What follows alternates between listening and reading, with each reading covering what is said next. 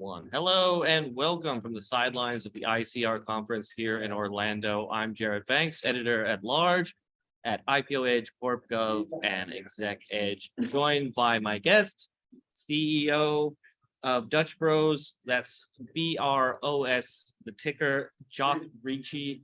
Joth, welcome to the program. Thank you. Thanks for having Dutch Bros. Great to see you. Now, you recently put out some numbers, including just yesterday, including some forecasts. What can you tell us about those? Well, I think that we laid out a plan 4 or 5 years ago, and I think the message that we sent yesterday is we're on track with that plan. We're on track with, despite what COVID challenges it brought and maybe some inflationary pressures it brought, we delivered 133 new unit openings last year on a plan of 130, and we stated our initial plan for 2023 is to open 150. So we're very excited about the development opportunity. We're excited about what our teams are doing to be able to get that done and kind of what it means for communities really across the country to have Dutch Bros come to their town. Okay, now Dutch Bros operates drive-through coffee shops that deliver handcrafted beverages. How is the coffee business at the moment? Well done. That was very well done. So 100% drive-through, and I think that we talk about being Dutch Bros Coffee, but really, we're a beverage company. 50% of our business is done in espresso-based drinks. 25% of our business is done in our proprietary energy brand. So we're, definitely in some cases we can look like a customized convenience store related to the different types of beverages you can get. 80+% of our business is cold. So we're not just really a coffee shop so much as we are a beverage stand and really kind of delivering on day-to-day beverage needs for the consumers, now across so many different states.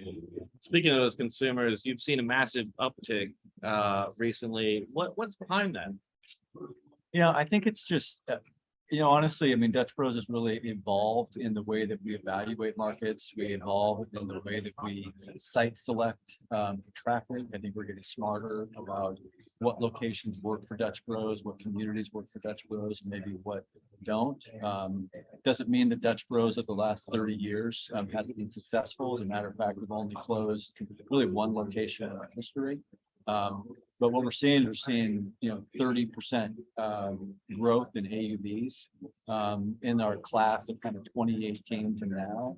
And I think that's a testament to the work that people's doing, the analytics that they're putting into it. We have a real estate committee and a development team that's really put a lot of work into that. And then really once our team gets on the ground, we're building relationships across every community that we have and really plowing into our service model. Which is really the most important thing that we do. We've got great employees delivering great culture, delivering a great experience, and then the drink comes with that. Right. Let's talk about a little bit about the mission and purpose behind the company. Yeah. We have this stated mission that Dutch Bros is a fun-loving, mind-blowing company making a massive difference one cup at a time. And within each one of those word sections, whether it's fun-loving, whether it's mind-blowing, making a massive difference, there's a whole kind of click-through of what each one of those statements means as it relates to how we run the company and how we execute, whether it's a barista at the window with a customer, all the way through to how we treat each other, to how we think about growth and development in the marketplace. And it's an accountability that we have, not just to ourselves, to our customer, but, overall to the 23,000 plus employees we got today, to the run that we're making to 30,000, and eventually we'll be at 50. And so we have a responsibility that we hold that statement true to ourselves and everything we do. Okay, now you're based in Oregon. Where else are you? Obviously, you're in several states, but where are you seeing that growth? Growth everywhere, right? Primarily in 2023, about 62% of our locations will open in Texas and in California. Okay. We opened stand 1 in Texas on January 8th of 2018 or 2021. We have 100 locations in Texas today. We've got plans, and I'd say we're still in the early stages of development in that state. California continues to be a great state for us. We're very underdeveloped in Southern California. So the bulk of our new stands in California will be, in kind of the Riverside County, San Diego County areas where we've had a tremendous amount of success over the last couple of years in those markets. And then we'll continue to infill into great markets like Arizona and Nevada and Utah still has a lot of opportunity. We just launched a new stand today, actually in Tennessee. And then we have 2 new states that will open with Alabama and Kentucky in 2023. To kind of help us build that eastern front that we start to move closer to the states that are on the. Got it. Now, you mentioned the cold beverages a bit earlier. Talk us through that, and who's buying these cold beverages? Honestly, if you watch the move and really the trends in beverage, I think everybody's buying these beverages. I think it depends on what category you're talking about, whether it's an iced mocha or what we call our iced classics, which are mochas and lattes and some of the general things. Or if you're into the energy drink, it's a different type of customer set, probably a younger base, male, female, into those areas. The demographics are different related to each category that we sell. But, with 80+% of the business being cold and in third quarter, 93% of our business was cold.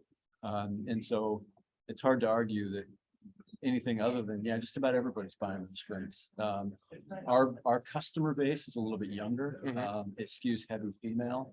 And really that's where the adoption comes in a lot of new markets. And then we see things stabilize as you're in town for a while. You see more customer adoption across a broader demographic set. Okay. As we look ahead here in the next year, what are you excited about?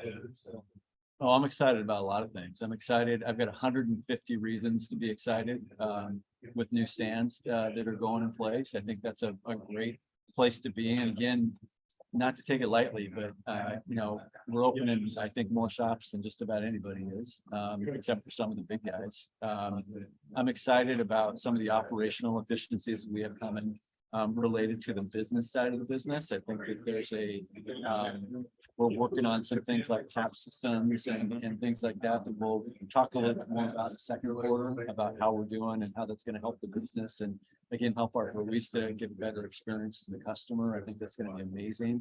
And really just excited about the potential that we're giving so many people. I think one of the things that's really important to Dutch is the advancement of our people in the system that we run. So, every time we open up a new market, every time we look at a trade zone where we're going to open 3 to 7 locations, we're giving another young person an opportunity to go in and actually create a career for themselves and a life-changing career for themselves that they started as a barista with Dutch Bros, and now 7 to 9 years later, they're opening up a brand new market in maybe Alabama or Kentucky and living a dream that they get to go run a business, they get to be part of that. And every time we do that, we're changing people's lives in a very positive way. So that's a real reason for us to really keep doing what we're doing. We have this operator pipeline that's at 275 people that are ready to do those jobs. And the more stands we can get open, the more opportunities we create. Okay, and for people who aren't familiar with the company, how do you differentiate yourself from some of those competitors? We lead with service. We lead with our employer brand. We lead with culture. A lot of other people talk about culture. I can tell you that for 31 years now, culture has been the paramount to why this company exists and why it's important.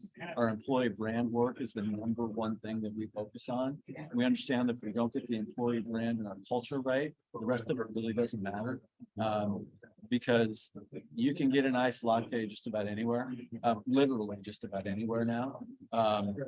But you can't get the service and the customization and the way that you get treated at the Dutch Bros, or the feel and the energy that you get out of the Dutch Bros when you visit. That should be uncompromising, and it also should be unchallenged. So for our teams and our shops, that's what they've got to keep up every day. All right, that's well said. We'll end it there. That's been Joth Ricci, the CEO of Dutch Bros. I'm Jarrett Banks signing off from the ICR Conference.